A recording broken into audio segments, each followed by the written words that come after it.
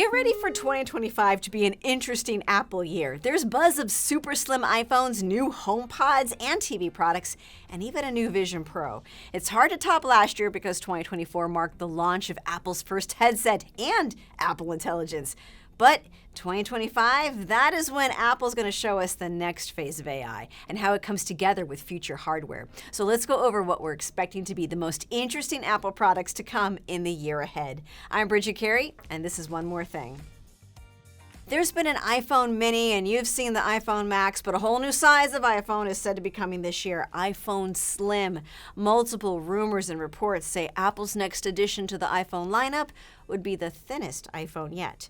It could be a year for thinner phones beyond just Apple, because Samsung is even rumored to be developing a thinner Galaxy S25. But with the iPhone Slim, Apple might be stepping away from the iPhone Plus. You see, Apple analyst Ming-Chi Kuo has been pretty reliable with his reports, and he's suggesting that the Plus could be phased out for the Slim as another way to get people interested in non-Pro iPhones. But if the camera is not as good as a Pro, as some are expecting, will people get excited enough over just the thickness of an iPhone? And could it even be more expensive because it is so thin?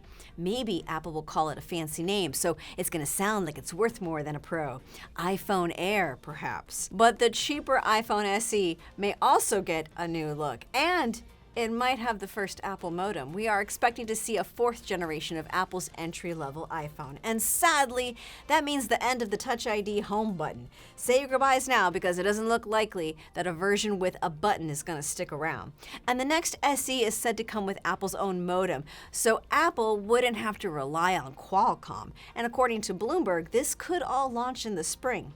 Now, what about a folding iPhone? Well, that's not coming this year, buddy. Apple's Intelligence next evolution will be to get personal help from Siri by incorporating context into its responses to understand what's on your screen or in your email or your text messages to answer your questions.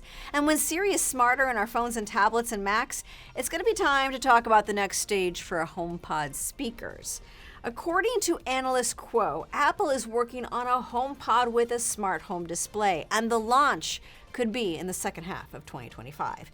He says it would arrive with an Apple A18 processor. That's just like the current iPhone 16, which means it would support Apple Intelligence. So eventually, there's not going to be two levels of Siri. The smarter one from the phone will eventually be in future speakers. And meanwhile, we are also expecting a new Apple TV with these new home products. That's all according to Bloomberg.